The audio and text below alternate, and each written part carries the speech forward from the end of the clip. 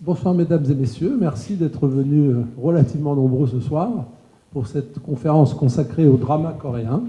Donc en prélude à la conférence, pour vous saluer et aussi pour vous présenter, vous dire quelques mots sur nos deux conférenciers, vous allez avoir donc une petite allocution de notre directeur, M. Park Jae-bum, qui va s'adresser à vous maintenant. Voilà, merci, bonne soirée. Mesdames et messieurs, bonsoir. Je suis très heureux de vous accueillir aujourd'hui pour cette conférence qui s'annonce passionnante. Quand on voit leur succès qui a commencé en Asie dans les années 1995, qui est maintenant devenu quasiment mondial, on peut dire que les dramas coréens ont été l'un des fers de lance de la vague Hallyu et un puissant vecteur de diffusion de la culture coréenne hors de nos frontières. Ces dramas semblent avoir été porteurs d'un certain nombre de thèmes et de valeurs qui ont séduit le public international et français en particulier. Et il compte en France de plus en plus de fans. Cette conférence se propose justement d'essayer d'appréhender leur succès, d'en analyser le processus et les thématiques. Bref, de comprendre comment le public étranger a pu, à travers nos dramas, découvrir différents aspects de la culture coréenne et de tomber sous son charme. C'est évidemment là une question tout à fait importante pour nous tous, pour tous ceux qui s'emploient à mieux faire connaître la Corée et sa culture hors de nos frontières. Pour y répondre, nous avons ce soir devant nous deux experts en matière de drama. La première est Madame Jessica Cohen, journaliste travaillant pour le groupe Gong Media, responsable des séries télévisées et de la communication sur le site dramapassion.com.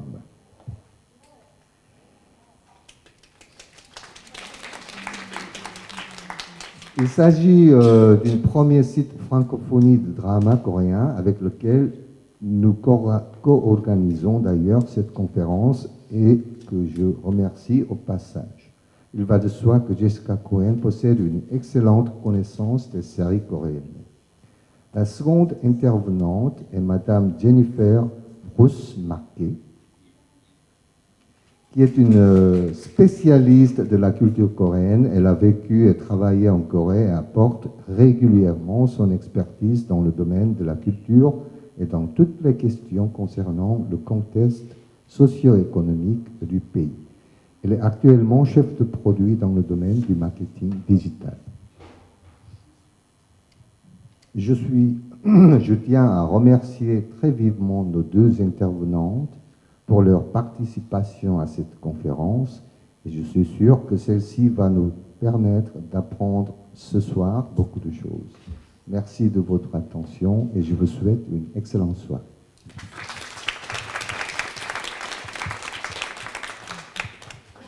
Enchantée et merci beaucoup d'être venus nombreux ce soir.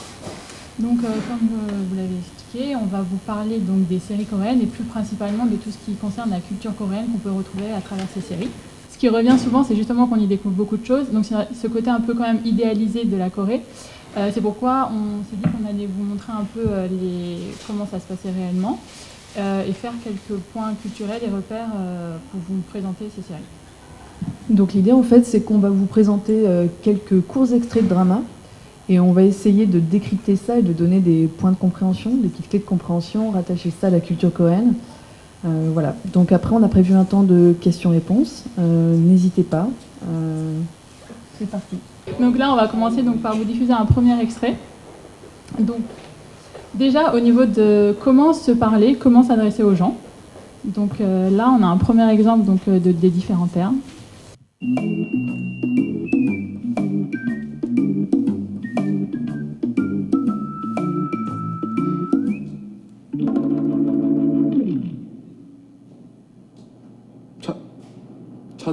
차도현 씨? 오빠.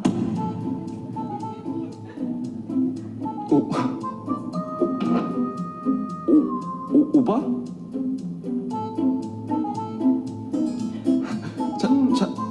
차도현 씨?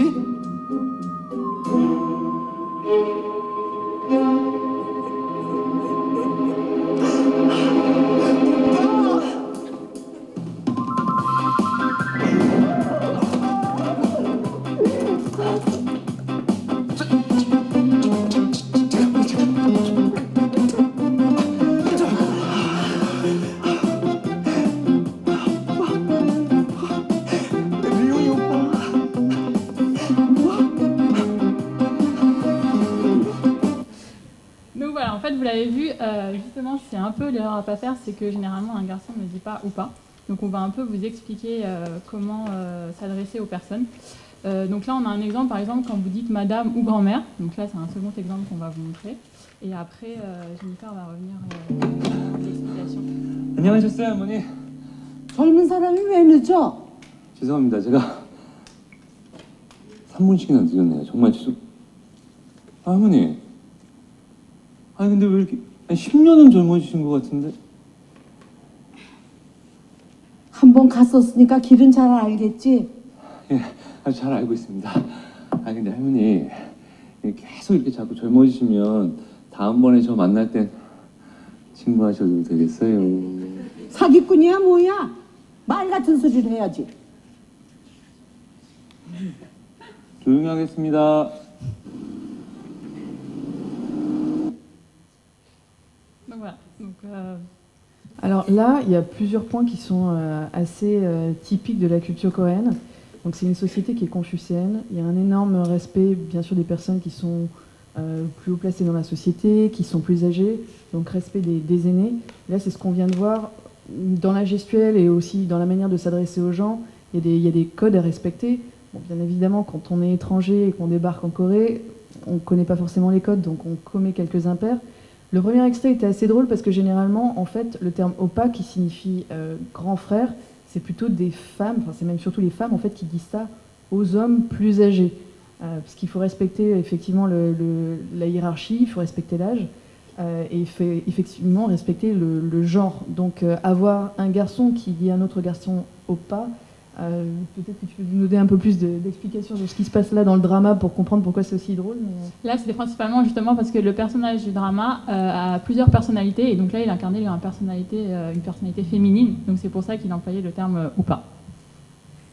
Et là, dans le second extrait, en fait, c'est traduit en français par madame, mais il appelle la dame Almoni, donc en fait, grand-mère. Et donc, le fait d'appeler quelqu'un grand frère, grande sœur, oncle, grand-mère, on va dire c'est une déviation en fait des termes originaux, et ça montre le respect et aussi il y a un côté aussi de sympathie, mais donc toutes ces idées, la manière de s'exprimer se rapproche toujours de ces valeurs confucéennes. Donc le respect des aînés, le respect de la hiérarchie.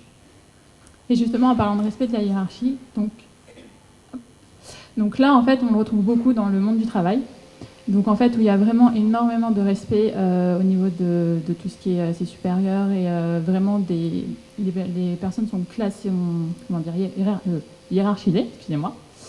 Par exemple, on a aussi beaucoup de compétitivité. Donc là, on va montrer un extrait de comment ça se passe un peu un entretien d'embauche. Et après, on va revenir un peu sur justement le monde du travail. Voilà.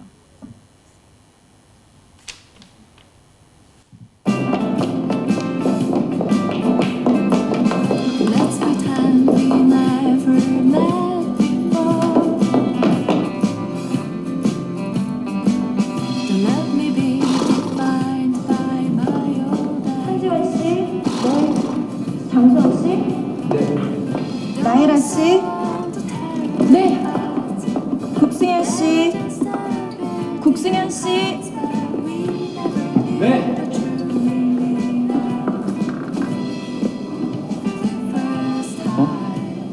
들어오세요.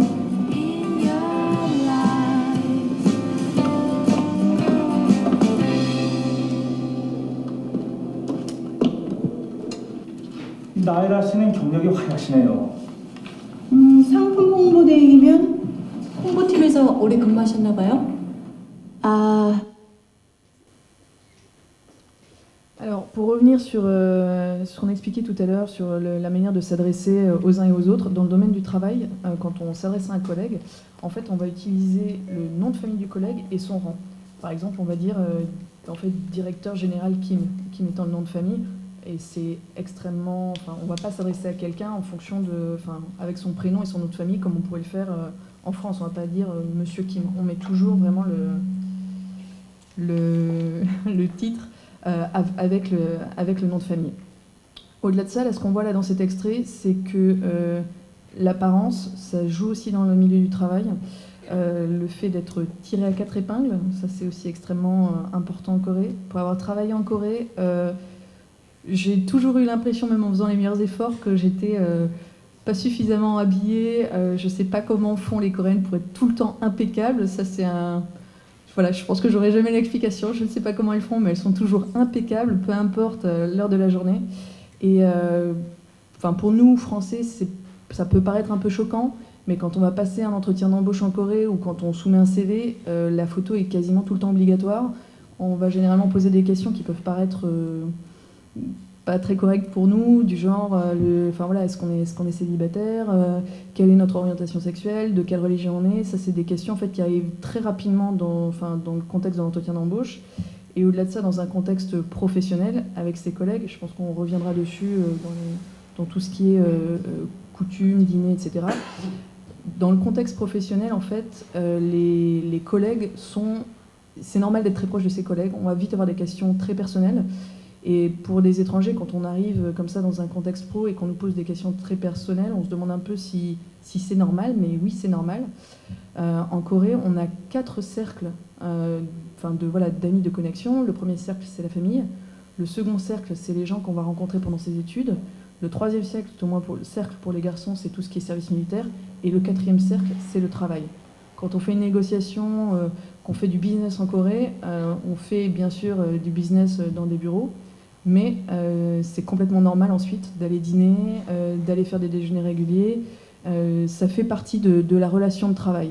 Il faut avoir une relation de confiance et j'irais jusqu'à dire d'amitié avec ses collaborateurs coréens dans le travail. Et justement, en parlant de tout ce qui est service militaire, il y a une chose qui est importante en Corée, c'est qu'il y a vraiment un grand sentiment de patriotisme. Et donc, on a pu le voir justement, beaucoup de fans pleurer lorsque leurs idoles partent faire leur service militaire. C'est quelque chose d'obligatoire là-bas. Et on peut le retrouver également aussi dans les dramas. Donc là, par exemple, dans Descent of the Sun, on avait pas mal de patriotisme. Donc en fait, c'est vraiment un attachement à la nation. Et donc, au niveau du service militaire. Alors le service militaire, ça dure 2 ans pour les hommes. C'est forcément une vraie rupture dans la vie personnelle, professionnelle. Effectivement, ça, nous, en tant que Français, on le voit pour les grands fans de K-pop, parce que du coup, on perd un peu nos chanteurs pendant 2 ans, parce qu'ils sont envoyés au service militaire. Et au-delà de ça, en fait, cet attachement à la nation, je pense que, encore une fois, pour moi, française, quand je suis arrivée en Corée, le fait de se faire les grandes avenues de Gangnam avec un drapeau coréen tous les mètres 50 peut-être, c'est assez surprenant. C'est vrai que nous, en France, il y a peu de drapeaux français partout, sauf sur les bâtiments officiels. Et ça, ça s'explique aussi par l'histoire de la Corée, qui est quand même un pays qui a connu beaucoup de choses douloureuses. Il y a eu quand même l'occupation japonaise pendant plus de 35 ans. Ensuite, il y a eu la Seconde Guerre mondiale, la guerre de Corée. Donc voilà, il y a un attachement fort aux valeurs de la Corée, à la culture coréenne. Et voilà, un fort sentiment national qui leur a permis d'évoluer et de se remettre en question aussi bien d'un point de vue économique. Et ça explique aussi cette grande culture de la compétitivité, parce que voilà, il faut avancer, il faut toujours se remettre en question. C'est aussi qui fait la grande beauté de ce pays et de cette culture. Je vais y arriver avec les flèches.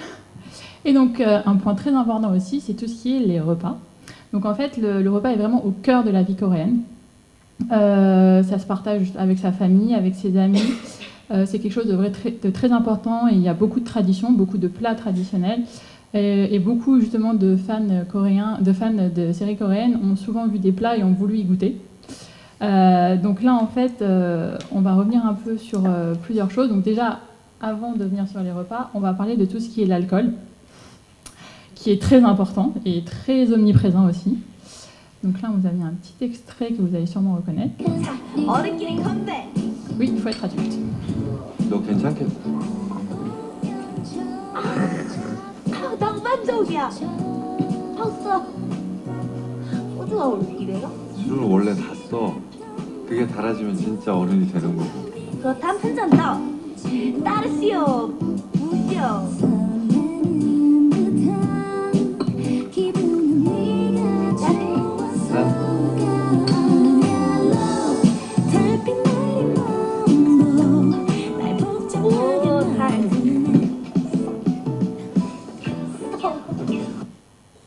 Voilà, donc vous l'avez compris, il faut être majeur en Corée pour boire, comme dans beaucoup de pays.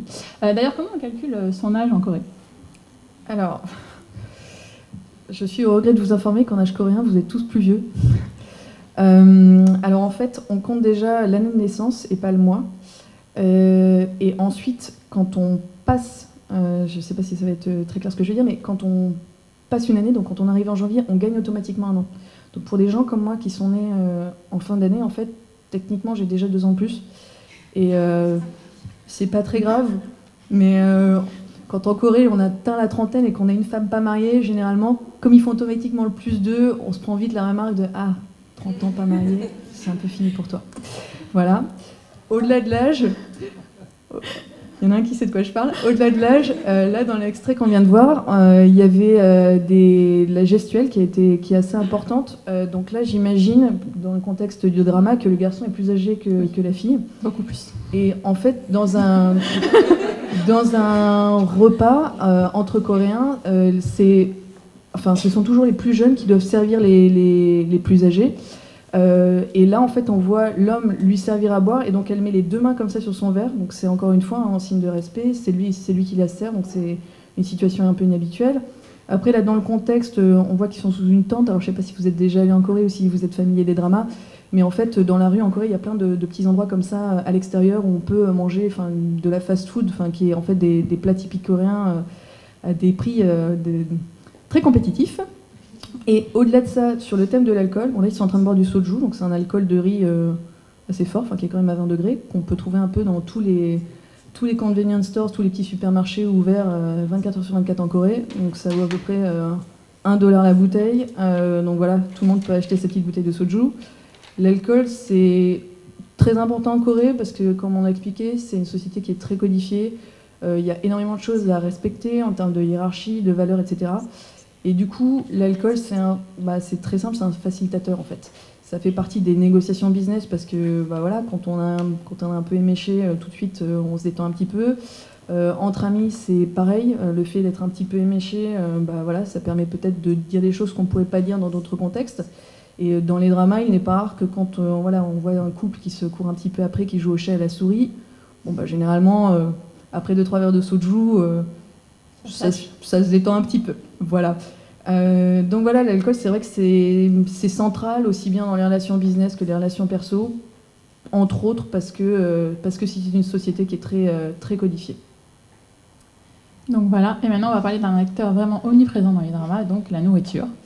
Donc là, vous avez plusieurs spécialités. Donc là, on peut voir par exemple un barbecue coréen. Vous avez la grande spécialité qui est le kimchi, qui se décline sous toutes les formes. Et donc là, vous avez ce qu'on appelle les kimbap, donc c'est un peu les sandwichs coréens. Donc là, généralement, voilà, en amoureux. Et là, vous avez aussi ce qui se fait beaucoup en Corée, c'est la livraison. On peut vous faire livrer à toute heure de la nuit, n'importe où, sur votre lieu de travail, même dans la rue, partout. Et là, le jajangmyeon.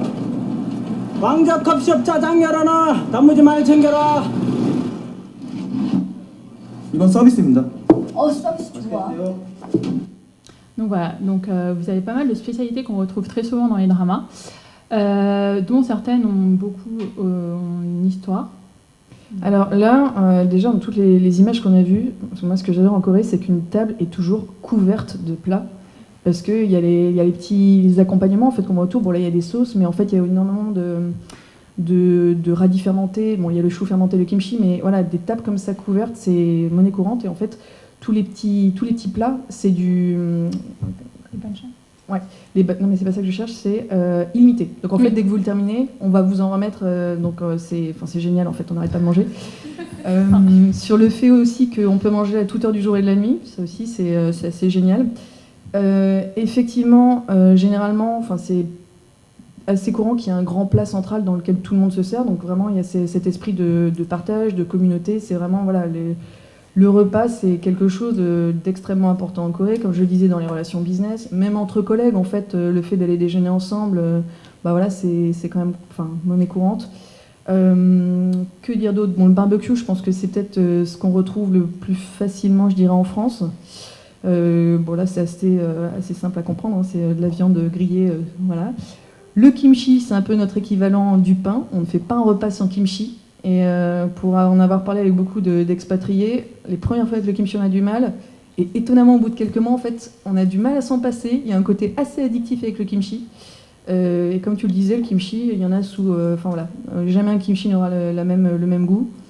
Il y a des... Voilà, dans la famille, en fait, dans les familles coréennes, il y a des jours où on se retrouve pour faire le kimchi pour l'année. Ils ont des frigos M kimchi. Ça, c'est aussi c'est un peu comme si on avait un frigo à fromage. D'ailleurs, on devrait peut-être avoir des frigos spécifiques pour le fromage. Donc voilà, le kimchi, ça fait vraiment partie d'un repas coréen. Et alors ensuite, le kimbap. Pour ceux qui ne connaissent pas le kimbap, en fait, ça peut ressembler au maki, donc la version japonaise. Il y a un peu débat sur l'origine du kimbap. C'est vraiment pas la même chose qu'un maki. Un maki, c'est vraiment la version japonaise où on va avoir du poisson et du riz vinaigré. Le kimbap, c'est du riz avec plutôt de l'huile de sésame et un peu tout dedans. Donc là, on voit de l'omelette, on voit des carottes, du radis, de l'algue, il peut y avoir du jambon, du fromage. Et alors, ce qui est génial avec le kimbap, c'est que c'est hyper transportable. Donc dès qu'on fait une rando, qui est un peu l'activité principale de week-end, dès qu'on fait une rando, dès qu'on se balade, c'est le kimbap. Donc effectivement, ça peut même se manger chaud. Ouais. Effectivement, c'est un peu notre équivalent pour nous du sandwich, quoi. C'est la nourriture parfaite. Et le jjajangmyeon, alors ça, en fait, c'est une nourriture, c'est une espèce d'hybride entre de la nourriture chinoise et la nourriture coréenne. En fait, à la base, c'est un cuisinier, un chef chinois, qui a créé ce plat-là à Incheon, donc qui fait partie qui est pas très loin de Séoul. Et donc l'idée, c'est que ça reprend les codes d'un plat chinois, mais que c'est adapté au goût coréen. Donc à la base, le plat chinois, c'est un peu la même chose, c'est-à-dire que ce sont des nouilles avec du porc, des oignons et une sauce à base de haricots. Mais la version coréenne est plus sucrée. Ce sont des haricots rouges et pas des haricots jaunes. Et voilà, donc ça ressemble pas à grand-chose. Quand on voit des photos, ça fait un truc un peu noir, bizarre. C'est pareil, c'est un goût assez surprenant parce que c'est un côté, on sent la viande, mais on sent quand même aussi bien le goût sucré du haricot. Et à la base, c'était un plat en Corée qui a été surtout utilisé pour tout ce qui était célébration, festivités. Donc oui, à la base, c'était plutôt un plat qui était utilisé pour les célébrations, donc quand il y avait une grande fête ou quand, je sais pas, on venait d'avoir son diplôme. Et en fait, au fur et à mesure, c'est devenu un peu de la fast-food, donc c'est vrai qu'il est pas rare de se faire livrer ce plat-là. C'est devenu extrêmement abordable, donc on peut en manger à toute heure du jour et de la nuit. Généralement, effectivement, c'est consommé avec le radis. Donc là, c'est la petite assiette jaune qu'on voit, c'est du radis jaune fermenté. Très bon. Et au-delà de ça, on va en parler un petit peu après sur tout ce qui est festivité. En Corée, il y a la Saint-Valentin, le 14 février, le White Day, un mois après, et 2 mois après, en fait, on a le Black Day. C'est pour les gens qui sont singles, donc ce sont les célibataires qui se retrouvent donc le 14 avril. On s'habille tout en noir et on va manger du jjajangmyeon et voilà, parce qu'on est triste, parce qu'on est célibataire. Voilà. Alors, une chose qu'on retrouve énormément aussi, c'est les cafés. Donc, elles se déclinent vraiment sous toutes les marques, que ça soit tous les jours, Café Bene, Mango Six, Dropbox, Talcom. Il y a énormément de cafés, même Starbucks. On les retrouve vraiment tous les 100 mètres en Corée. Donc, et ils sont énormément présents, c'est vraiment un lieu de vie. Une chose aussi très importante, je ne sais pas si vous avez remarqué, mais il y a énormément, donc, un vrai amour pour le café chez les Coréens. Et surtout, quand ils font les choses, ils ne les font pas à moitié. Donc il faut savoir qu'il y a plus de 350 000 licenciés baristas en Corée. Donc, alors peut-être que ce chiffre ne vous évoque peut-être rien, mais en fait, c'est un peu le chiffre numéro 1 dans le monde. Pareil pour ce que tu disais sur les cafés, il y a quand même une loi qui est passée en Corée pour qu'il y ait une certaine distance entre chaque lieu qui vend des cafés, tellement il y en a, parce que pour nous, c'est comme si on avait, je sais pas, 5 Starbucks sur 250 mètres, quoi. C'est impressionnant. Il y a plus de licenciés d'ailleurs que d'employés Starbucks dans le monde. Donc c'est un peu dire. Donc là, on vous a mis un petit extrait pour vous montrer. Ils adorent énormément aussi le ice americano, donc le café froid. Et donc voilà. Donc pourquoi cette fascination pour le café ? Alors, déjà, le café, ça a vraiment décollé avec l'arrivée de Starbucks en 99. si je ne m'abuse, je crois que la Corée comptabilise le plus grand nombre de Starbucks à l'échelle mondiale. C'est-à-dire qu'il y a plus de Starbucks à Séoul qu'à New York. C'est quand même assez impressionnant. Et donc, il y a plein d'autres chaînes qui ont suivi après, des chaînes locales, des chaînes internationales. À la base, le café, ça a été plutôt introduit sous forme de café filtre, et c'était plutôt assez sucré, genre avec des goûts noisettes, etc. Ce qui fait que quand l'expresso est arrivé, c'était un petit peu trop amer, trop fort pour le goût coréen. Donc c'est vrai qu'il y a énormément de... Voilà, ce que tu disais, l'ice coffee est assez populaire, parce que du coup, quand on demande un café en Corée, on n'a pas un expresso, on a un americano en fait, parce que du coup c'est plus dilué, donc c'est moins fort et ça passe mieux.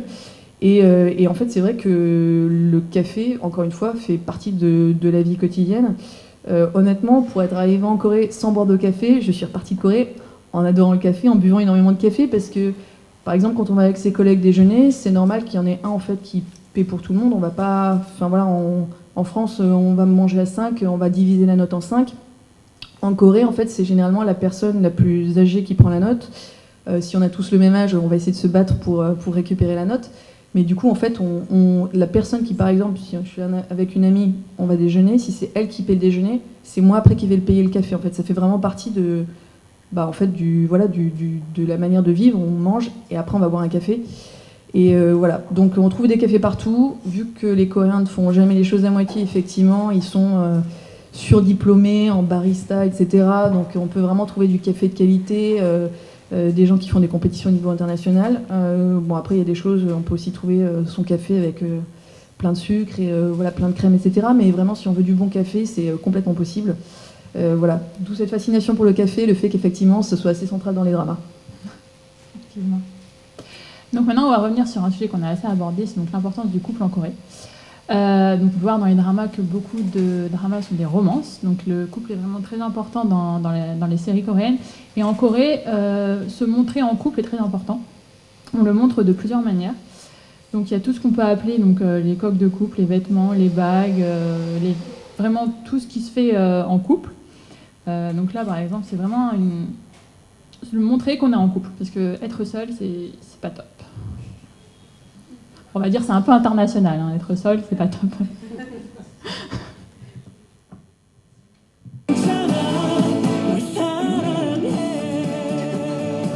우리 그 커플 운동화사요. 네, 무슨 애들이야. 사요. 커플 운동화 신고 하고 싶은 거 있단 말이에요. 길거리에서 맘 놓고 손도 잡고 팔짱도 끼고 어깨 동무도 하고 남들 눈 신경 안 쓰고 막 쏘다니는 거예요. 커플 운동화를 신어야 둘이 애인 사이구나 사람들이 알지. 안 그럼 저 남자 돈 되게 많구나 할 거 아니냐고. 운동화 싫음 커플 티합니다.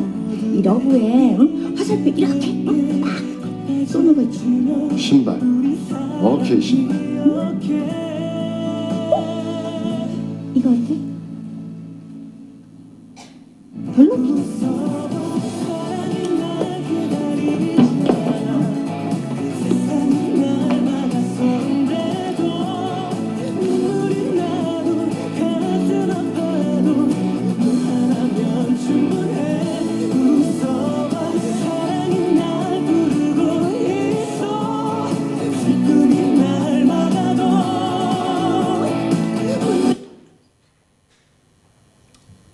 Donc il n'y a pas vraiment de raison d'explication. Alors, il y a en fait, à la base, c'est vrai que là encore, ils sont en train juste de faire des achats, mais c'est vrai que quand on se balade en Corée et qu'on voit des couples habillés exactement de la même manière, des pieds à la tête, c'est assez surprenant. Ça, à la base, c'est quelque chose qui a commencé avec les couples qui partaient en lune de miel. Et qui s'habillaient pareil pendant leur lune de miel pour montrer qu'ils étaient en lune de miel. Et c'est un truc qui a dévié. Et maintenant, effectivement, quand on est en couple, on aime bien avoir les mêmes t-shirts, avoir les mêmes baskets pour déjà montrer aux autres qu'on est en couple, qu'on est dans une relation stable. En plus, avec tout ce qui est réseaux sociaux, c'est quelque chose qui a encore pris plus d'ampleur que ça n'en avait avant. Si vous regardez les hashtags couple, love couple, etc., c'est la folie. On fait des célébrations aux 100 jours, aux 1000 jours. On va prendre des photos officielles pour célébrer les étapes. Alors ça, il y a plusieurs choses. Il y a déjà le fait que on veut montrer qu'on est heureux. Et on veut aussi afficher sa réussite, c'est-à-dire que avoir une promotion, avoir un bon travail et être en couple, c'est un tout en fait. On a réussi aussi sur le plan personnel. Et puis voilà aussi, si vous connaissez un petit peu le monde de la mode, la Corée, ils sont extrêmement attachés à ce qu'ils portent, très pointus de ce point de vue-là, très attachés à l'apparence. Donc effectivement, prendre le temps d'appeler son petit copain quand on se lève le matin avant de se donner rendez-vous pour savoir comment on va s'habiller, c'est complètement normal. Voilà. Il y a aussi ce qu'on appelle la pression familiale. Donc il y a énormément de choses. Donc il faut savoir qu'en Corée, on voit souvent tout ce qui est rendez-vous arrangé ou alors présentation aux familles qui sont vraiment des étapes très importantes et très stressantes pour les Coréens. Par exemple, si une présentation dans la famille se passe comme ça risque de créer quelques problèmes pour la suite.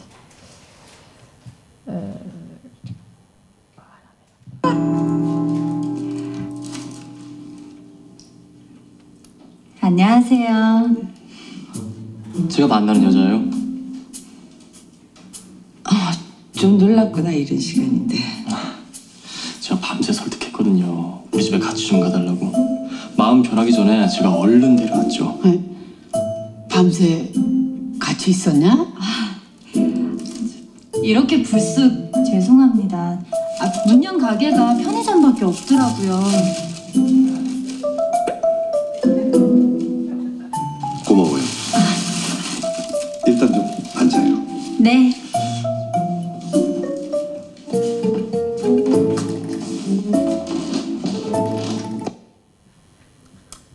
Donc il y a beaucoup de choses à ne pas faire. Ouais, il y a beaucoup de choses à ne pas faire. Alors là, pour essayer de donner quelques clés de compréhension, on ne va pas présenter à ses parents une petite amie tous les 4 matins. Si on présente quelqu'un à ses parents, c'est vraiment officiel, sérieux. Donc effectivement, il vaut mieux y arriver habillé, coiffé de manière plutôt... pas comme ça, quoi. Voilà. Au-delà de ça, là, il y a une remarque sur le fait, vous avez passé la nuit ensemble. Ça peut peut-être surprendre, parce que la Corée, d'un point de vue technologique, économique, etc., ils sont très en avance sur nous, faut dire les choses comme elles sont, ils ont un peu 10 ans d'avance sur nous. Après, d'un point de vue social, etc., il y a encore énormément de traditions et de valeurs, et du coup, il y a des choses qui ne se font pas. Donc, passer la nuit comme ça avec un garçon, non. Voilà, moi, quand je vivais en Corée, ça remonte quand même à il y a 5-6 ans, mais j'étais en colocation avec un collègue, donc un garçon. On évitait de le dire, parce que, une fille vivre avec un garçon comme ça, qui n'est pas son petit copain, qu'on n'était pas mariés, c'était très bizarre, pas très bien vu. Et j'ai oublié de dire quelque chose par rapport au café. La raison aussi pour laquelle les cafés sont aussi populaires en Corée, c'est que c'est un lieu de rencontre pour les jeunes. Ça permet de rencontrer ses amis, de se sociabiliser. Et c'est vrai que quand on est un jeune en Corée, on vit chez ses parents jusqu'au mariage. Donc il y a énormément de lieux de rencontre où on peut se sociabiliser, faire ses dates. Donc il y a le café, il y a tout ce qui est noraebang, donc le karaoké, et il y a d'autres bangs, donc d'autres salles où par exemple on peut aller juste regarder un DVD. Et tout ça, ça permet en fait de rencontrer son petit copain ou sa petite copine hors du contexte trop codifié. Donc voilà, effectivement, là, dans cette présentation, il y a énormément de choses qui sont, outre l'accoutrement de la jeune fille, effectivement, elle arrive avec un cadeau qu'elle a trouvé en bas dans le supermarché. On voit que ce sont c'est un energy drinks. Donc voilà, elle a vraiment trouvé le premier truc qui lui passait sous la main. Donc ouais, c'est plutôt très moyen. Voilà. Et justement, donc après généralement le mariage, il y a les jeunes vivent souvent chez leurs parents, et après le mariage, ils ne quittent pas leurs parents. Généralement, la jeune fille va vivre chez sa belle famille. Donc pour ça, il y a vraiment une explication assez Alors, ancienne. Ça, effectivement, c'est plutôt historique, culturel. Bon, après, ça tend quand même à changer. Hein. Généralement, les jeunes, une fois qu'ils sont mariés, emménagent ensemble. Mais c'est vrai que culturellement, quand un garçon épouse une jeune fille, la jeune fille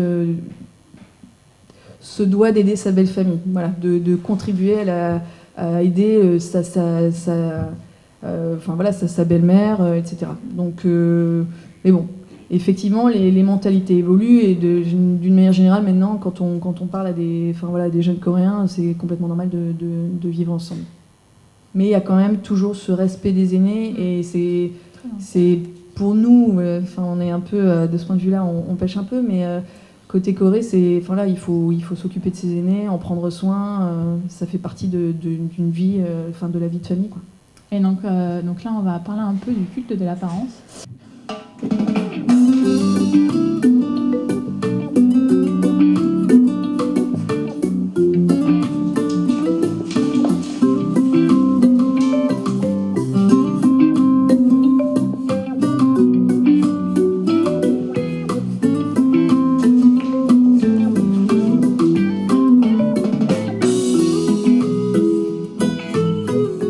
뭐 하는 거예요? 남자는 시각적이고 변화에 민감하거든.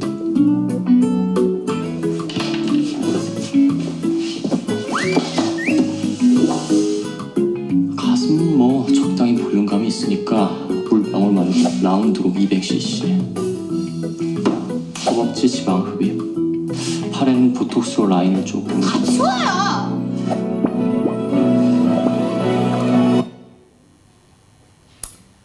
Alors, de ce point de vue-là, je ne sais pas, s'il y en a certains d'entre vous qui sont déjà allés en Corée, prendre les transports en commun en Corée, que ce soit le métro, le bus, sans voir au moins, je sais pas, une vingtaine de pubs de chirurgie esthétique, c'est un peu impossible en fait. Ça fait vraiment partie, ils sont complètement décomplexés par rapport à ça. Ils sont aussi les premiers mondiaux du nombre d'opérations de chirurgie esthétique par habitant. Ça fait à peu près une femme sur 5 est passée sous le bistouri. Dans les gens qui ont la vingtaine, on est à 40% quand même de gens opérés. Après, par rapport à ça, ils sont quand même beaucoup... Voilà, ils sont assez décomplexés, c'est-à-dire que toutes les études montrent qu'effectivement, les gens qui sont plus beaux que d'autres, à CV équivalent, vont obtenir le boulot. Voilà, nous on va plutôt se cacher, on n'est pas super fiers quand on s'est fait une petite rhinoplastie. Là-bas, zéro complexe, c'est même, ça peut être des cadeaux. Voilà, t'as ton diplôme, voilà, tu as droit à ta petite opération de chirurgie esthétique en cadeau. Par contre, là, ce qui est dit dans l'extrait, c'est pas, autant aux États-Unis par exemple, les premières opérations qu'on va trouver, c'est effectivement liposuction et augmentation mammaire. Autant en Corée, c'est pas ça. Les deux opérations les plus courantes, c'est la double paupière et la rhinoplastie. C'est les deux opérations qui sont assez fréquentes. Donc, on va parler de choses un petit peu plus joyeuses. Donc, justement, avec ce culte du couple, il y a énormément de célébrations. Donc, on va dire qu'il y a vraiment, chaque mois, il doit y avoir une célébration pour tout ce qui est une célébration, que ce soit pour la Saint-Valentin, le White Day qui succède, donc il y a aussi le Black Day, le Pepero Day qu'on a vu apparaître, Noël qui est aussi une fête pour les jeunes qui se passe généralement en amoureux. Pour les plus anciens, c'est un peu, ça reste en famille. Donc en fait, au niveau de toutes ces célébrations, il y a une raison vraiment. On retrouve énormément d'explications. Alors déjà, moi, ce que je note quand même, c'est que là, sur les exemples qu'on a pris, tout tourne autour de la nourriture. C'est ça. Moi, j'adore. Mais... alors déjà, le pépérodé, c'est ce qui ressemble un peu à des Mikado, là, en haut à gauche de votre écran. Alors ça, ce sont des pépéros.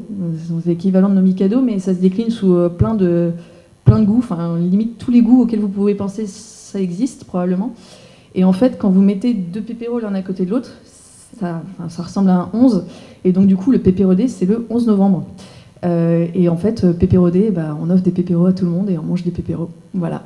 Donc c'est une fête extrêmement commerciale, on ne peut plus commerciale, mais donc qui tourne autour de la nourriture. On a évoqué donc la Saint-Valentin, où effectivement, alors que je ne dise pas de bêtises, c'est la fille qui offre des chocolats aux garçons, ou un cadeau aux garçons.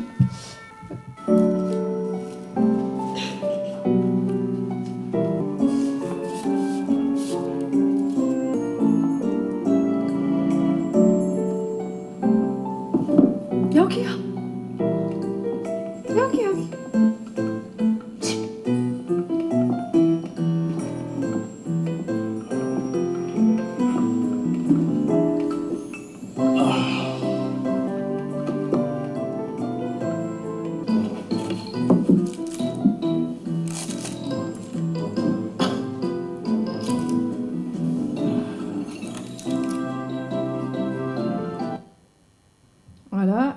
mois après, donc on a le White Day, où là en fait c'est le garçon qui lui va offrir des cadeaux à la jeune femme. Donc après on a le Black Day encore un mois après pour les célibataires qui vont manger leur jjajangmyeon habillés tout en noir.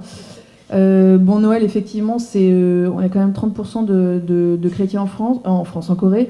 À la base, c'est plutôt une fête qui se passe en famille, mais enfin, les jeunes générations, en fait, le Noël, c'est un peu inversé, c'est-à-dire qu'ils vont plutôt le passer entre amis et passer le Nouvel An en famille. Parmi les grandes célébrations en Corée, il y a aussi Solal, donc qui est la célébration du Nouvel An lunaire. Et il y a Chuseok, qui est un peu leur équivalent du Thanksgiving. Et pareil, Chuseok, on rend grâce aux ancêtres. C'est une fête qui se passe en famille, évidemment plein de nourriture. Et une chose qui est assez surprenante pendant ces célébrations, c'est les cadeaux en fait qu'on se fait.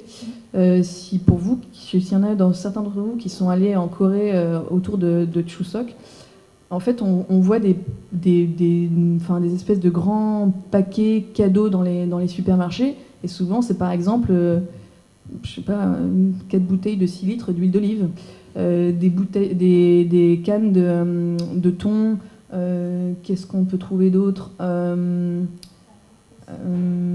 fait, ou du shampoing. Et en fait, on se dit, mais c'est un peu bizarre, étonnant d'aller voir des gens et de leur offrir de l'huile d'olive ou du shampoing. Et en fait, ça, l'explication, elle est historique. Là, la Corée se porte extrêmement bien d'un point de vue économique, ça n'a pas toujours été le cas. Et du coup, en fait, l'explication, c'est qu'il fallait se faire des cadeaux déjà utiles.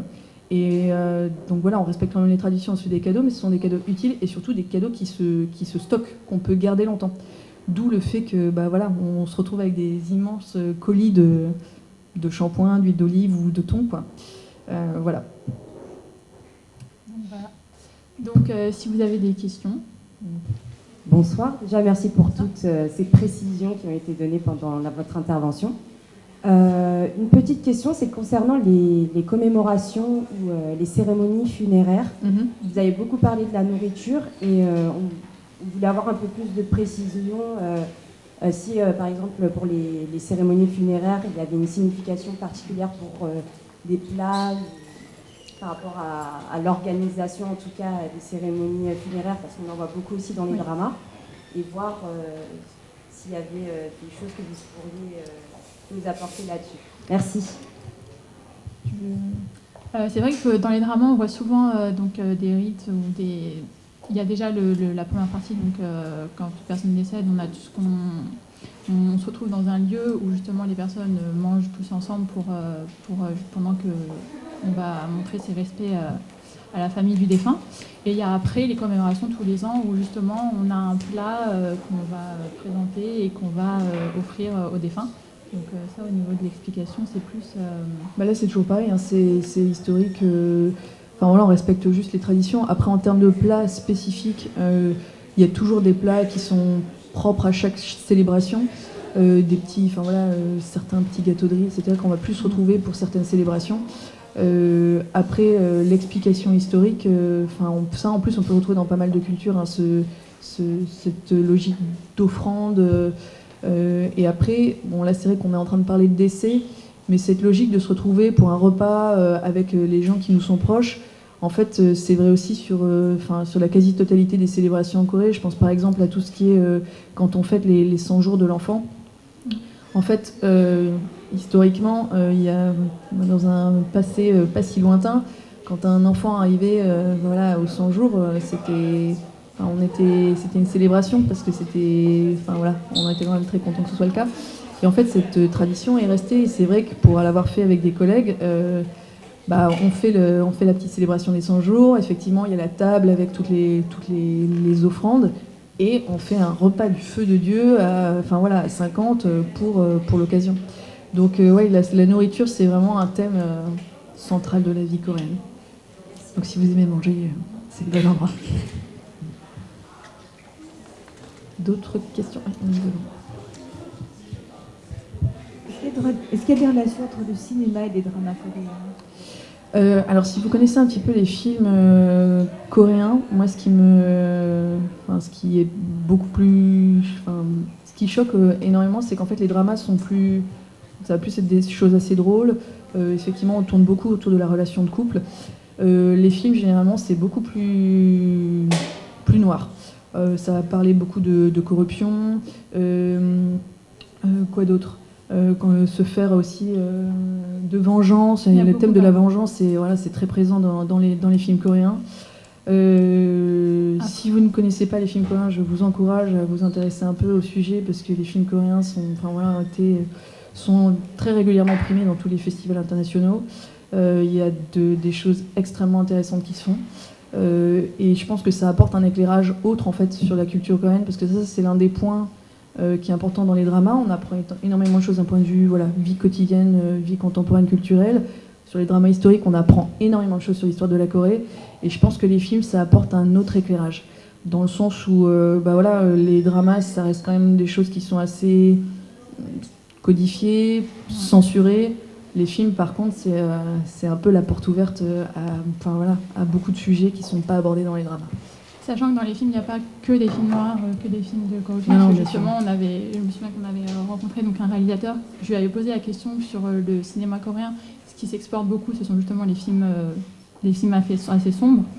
Il y a aussi beaucoup de comédies, et les films attachent énormément d'importance aux relations entre les personnages, aux sentiments, donc vraiment tout ce qui est le côté humain. Et c'est ce que beaucoup de réalisateurs essaient de mettre en avant, ce qui s'exporte un peu moins. On a pu voir I Can Speak, qui est un très beau film qui a été diffusé au Festival du film coréen. Donc c'est vraiment des films aussi qui s'exportent. Et c'est vrai que dans les dramas, on a vraiment un côté un peu idéalisé de la société, sachant que de plus en plus, on va avoir du réalisme avec tout ce qui est corruption, tout ce qui est un peu plus sombre dans les dramas récents. Mais si on remonte vraiment à des dramas, au tout premier drama, c'était vraiment des romances ou vraiment une idéalisation de la société. Et donc, c'est aussi la différence qu'on peut voir avec les films et les dramas. Bonjour, je voulais votre avis sur les dramas journaliers. Vous savez, les dramas des Ajuma qu'on voit tous les jours, qui sont vraiment plus, je pense, proches peut-être de la vraie vie de tous les jours. Et je me demande, je sais que c'est aussi la longueur qui fait que ça s'exporte mal, mais est-ce que c'est que ça? Moi je pense qu'il y a aussi, parce que ça vend, on va dire entre guillemets, ça vend un peu moins du rêve. Est-ce que c'est la raison, ou est-ce que la raison ce serait plus pour vous parce que c'est trop long? Il y a aussi le côté du format, donc c'est vraiment des dramas très longs. C'est un peu, on va pas dire les feux de l'amour parce que c'est un peu pas exactement ça, mais c'est un peu des séries fleuves très longues. Avec plus de 100 épisodes parfois, donc c'est vrai que c'est un peu plus compliqué de faire un suivi sur ça. Il y en a des très bonnes, il y en a qui marchent très bien. En Corée déjà ça marche énormément puisque c'est des mornings. Généralement ils ont aussi des durées un peu plus courtes au niveau des épisodes, c'est pas des épisodes d'1 heure. Donc la raison aussi c'est vraiment qu'il y a énormément d'épisodes et que c'est pas forcément justement d'une intrigue à mettre en place sur une série aussi longue. Il faut accrocher les téléspectateurs et c'est peut-être un peu plus complexe. Donc c'est vrai que c'est pour ça que ça s'exporte un peu moins. Après, effectivement, ce que tu disais, c'est que en plus, ça peut être des épisodes qui sont tournés en fonction du taux d'audience. Limite, on tourne l'épisode et on le diffuse directement après. Donc ça, on s'intéresse plus en fait au marché national. Et il y a vraiment une logique de, on va tester cette idée de scénario aujourd'hui, on voit comment l'audience réagit et on ajuste en fonction le lendemain. Donc là, c'est vrai qu'on s'intéresse plus du coup au marché national. Moi, ça fait un petit moment aussi que je regarde des dramas et j'en ai vu certains qui datent d'environ bientôt 10 ans en fait. Et ceux qui sortent maintenant, j'ai vu une évolution au niveau du comportement des personnages et je me demandais si c'était une évolution sociétale ou simplement parce qu'il y a eu une ouverture au monde que les scénarios ont changé, les scénaristes ont changé le comportement des personnages. Un drama dépend beaucoup de son scénariste, donc il est au cœur du drama. Généralement, le scénariste est plus important que le producteur. Généralement, ils travaillent ensemble, mais le scénariste est très important. Donc, généralement, les histoires sont écrites aussi en fonction du contexte de l'époque. Donc, à l'époque, dans les premiers dramas, c'était vraiment le but, c'était plus dans les romances. Donc, on voit les tout premiers dramas, c'était Winter Sonata, donc des histoires un peu plus très comment on peut dire, pas prude, mais très pure, on va dire. Voilà, très pas forcément lisse, mais assez pure. Maintenant, on peut de plus en plus mettre en avant tout ce qui se passe vraiment dans la société, donc tous les problèmes de la société, le réel. Les scénaristes prennent un peu plus de liberté, les chaînes laissent un peu plus de liberté aussi, ce qui permet d'avoir des scénarios qui se rapprochent plus de la réalité.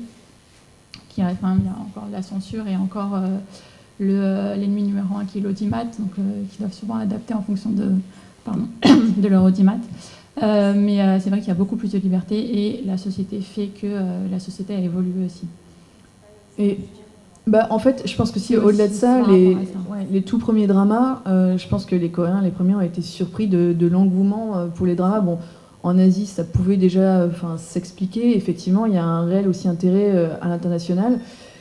Et donc, du coup, les dramas, comme ça a été dit, c'est aussi un moyen de véhiculer beaucoup de choses sur la culture coréenne, sur les valeurs coréennes, qui évoluent aussi. Donc, fatalement, les scénarios évoluent aussi.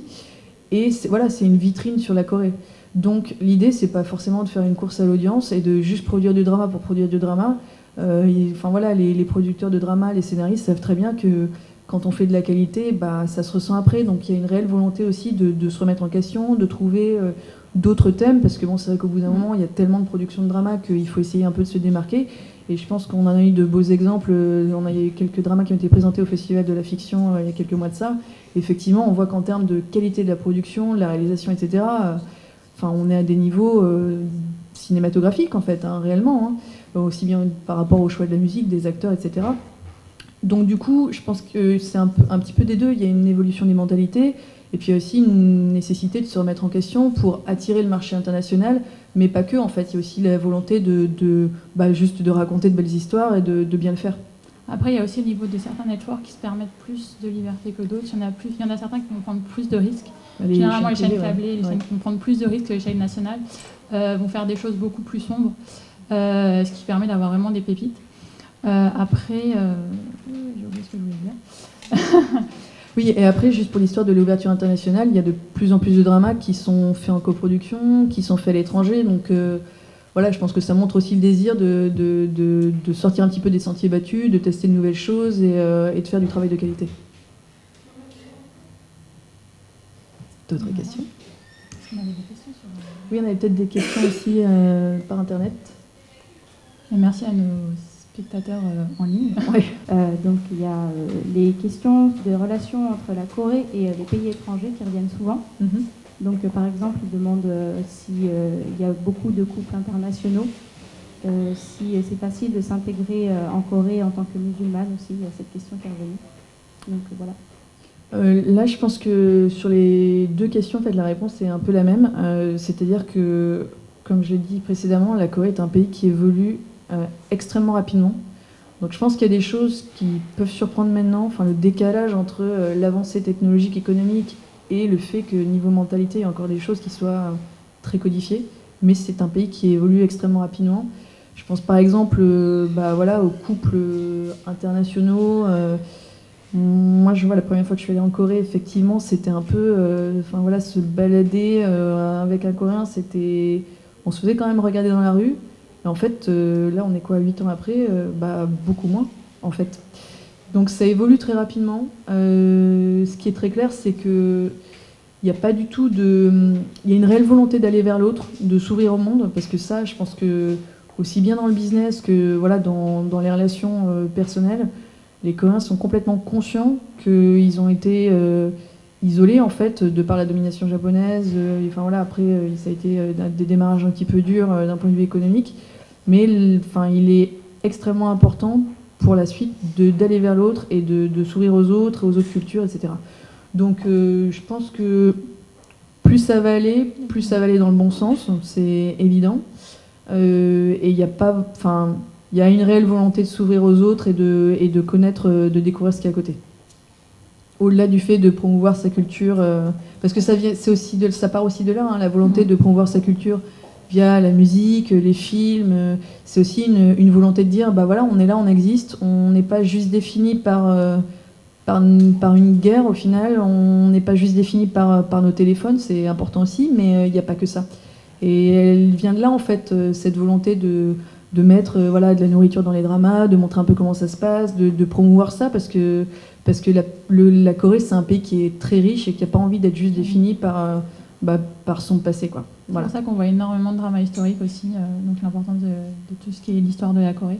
Pas forcément une histoire plus récente avec les différents ennemis voisins, ou alors avec la guerre, avec l'occupation avec le Japon, mais aussi tout ce qui est la création de la Corée, qu'on peut voir dans les films historiques et les costumes qu'on peut revoir très souvent. Et je sais que certains networks mettent souvent en avant chaque année une thématique sur justement les dramas historiques.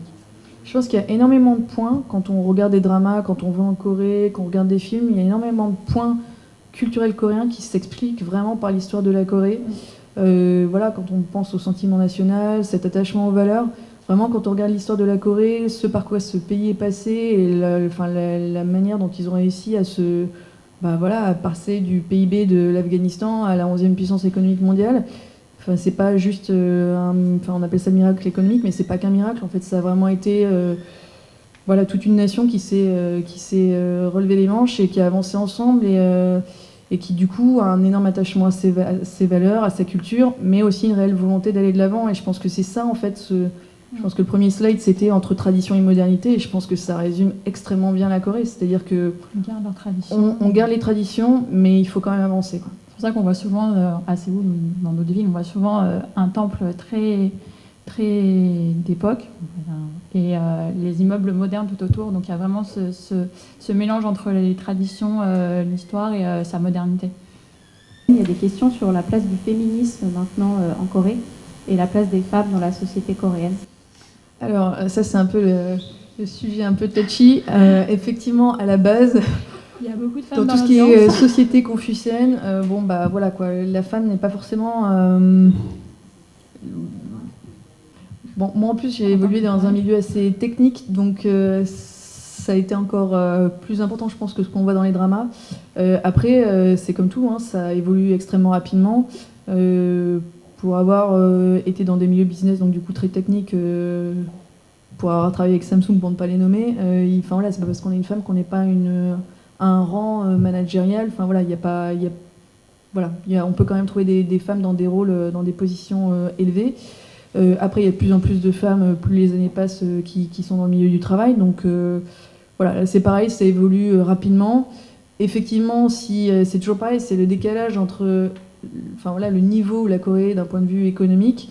Quand on voit ce décalage, c'est un petit peu surprenant, mais encore une fois, ça s'explique. On peut pas... En termes d'évolution, on peut évoluer économiquement extrêmement rapidement en 10 ans.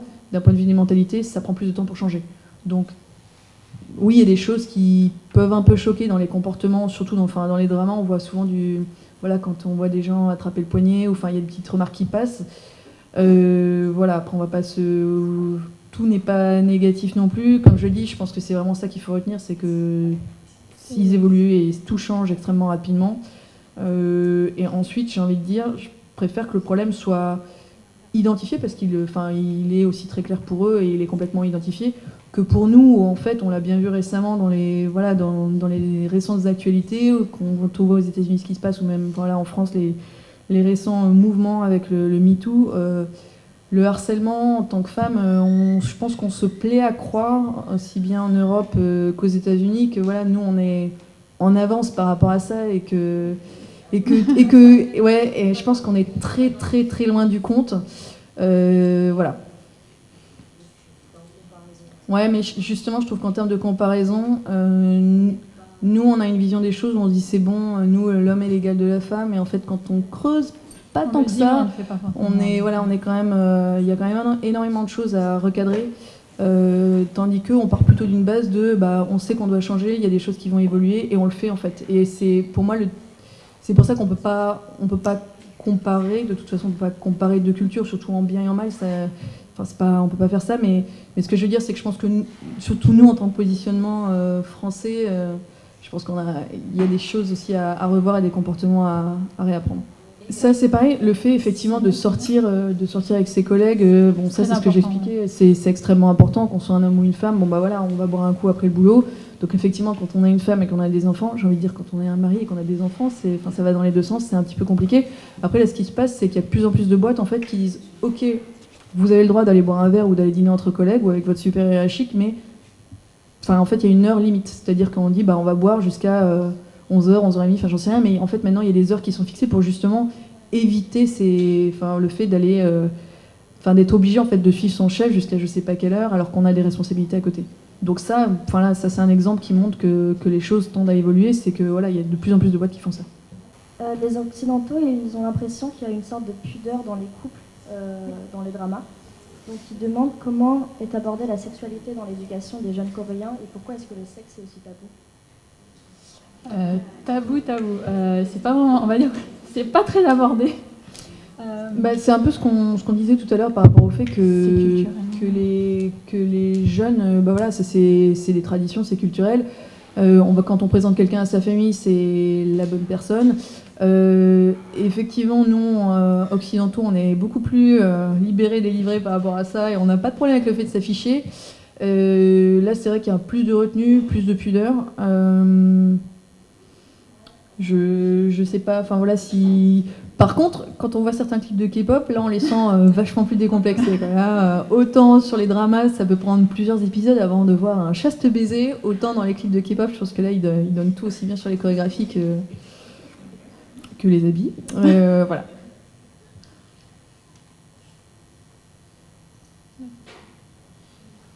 Et oui, et donc du coup aussi pour revenir sur cette histoire de sexualité dans les dramas, c'est toujours un peu la même chose, c'est-à-dire qu'il y a toujours la censure qui veille au grain. Donc oui, effectivement, il n'y a pas spécialement par rapport à des séries américaines où on voit énormément de choses, aussi bien en termes de violence que de sexe. Les séries coréennes, ça va être beaucoup plus chaste. Après, c'est peut-être aussi ce qui fait un petit peu l'intérêt d'un drama coréen, c'est qu'on va peut-être moins verser dans tout ce qu'on peut trouver dans des séries américaines où là, pour le coup, on va y aller à outrance et on n'a plus trop de limites.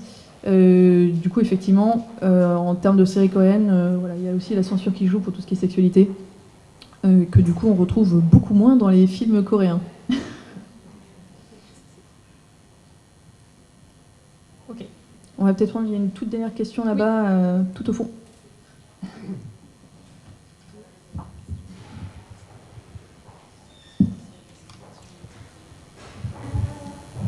Je connais pas bien l'histoire de la Corée, et en fait la seule porte que j'ai par rapport à notamment la naissance en fait de la Corée avec l'époque Joseon aussi, c'est à travers les dramas. Et de ce que vous savez, est-ce que ce qui est montré dans pas mal de dramas historiques, est-ce que c'est fidèle à la véritable histoire de la Corée ou non?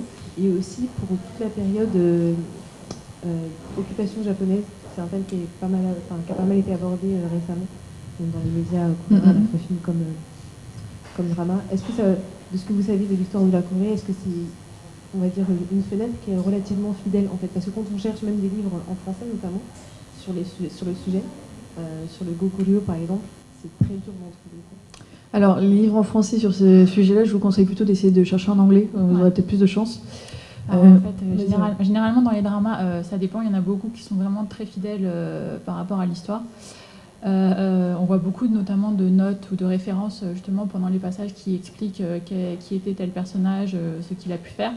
Après, il y a aussi beaucoup de dramas historiques qui sont plus romancés, donc qui sont moins proches de ce qui peut s'être passé et qui sont plus là pour raconter une histoire dans un contexte historique. Donc ça varie vraiment en fonction des séries. Après, plus spécifiquement sur la période de la domination japonaise, si ça peut vous apporter quelques clés de compréhension, il y en a eu quand même pendant 35 ans, de 1910 à 1945, et c'était à un tel point en fait que pendant ces années-là, il y avait, tout ce qui était production audiovisuelle en coréen était interdite. On pouvait pas, on pouvait pas parler coréen, on pouvait pas faire de films en coréen, on pouvait pas faire de drama en coréen. Donc ça a été vraiment 35 ans quelque part de muselage de la culture coréenne. Donc c'est pour ça que ces années-là, on va pas vraiment trouver de drama là-dessus, parce que la culture coréenne n'a pas pu s'exprimer pendant ces années-là. D'où l'intérêt aussi de mettre l'accent sur des dramas, sur tout ce qui a pu se passer avant, tout ce qui a fait que la Corée est ce qu'elle est, tout ce qui est les valeurs de la Corée. On retrouve généralement des dramas qui racontent une histoire pendant cette occupation, mais qui ne racontent pas forcément l'histoire de l'occupation. Plus l'histoire de personnages pendant cette occupation, ça peut être la version avec Brad Mask où c'est vraiment le super-héros, ou alors dans Chicago Typewriter où ça racontait un peu la résistance, où il y avait un drama un peu plus ancien, Scandale. Voilà. Capital Scandale qui racontait justement l'histoire aussi de la résistance. Donc c'est vraiment des histoires racontées sur plus des personnages de cette époque, des acteurs qui ont pu jouer sur cette époque que sur l'époque en soi. Dernièrement, on a entendu récemment justement avec tout ce qui était femmes de réconfort, donc pendant l'occupation, justement dans la Can Speak, on en parle. Donc ça a été mis en avant. Donc c'est des points qu'on peut retrouver par rapport à cette période-là, mais c'est vrai que dans les dramas, cette période-là n'est pas forcément racontée comme les dramas historiques avec la création de l'époque josiane, la création de ce qui est maintenant. Après, ça reste un point, vous en doutez, extrêmement sensible, traumatisant. On l'a vu avec les femmes de confort. Enfin voilà, c'est encore des sujets malheureusement d'actualité. Ça revient très souvent sur le tapis. Et en plus, quand on y pense, ça a été extrêmement long, 35 ans, et ça reste quand même assez récent.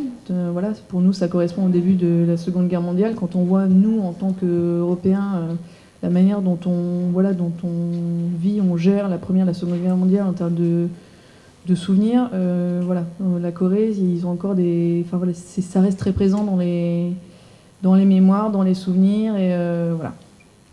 Et effectivement, le fait qu'il y ait eu 35 ans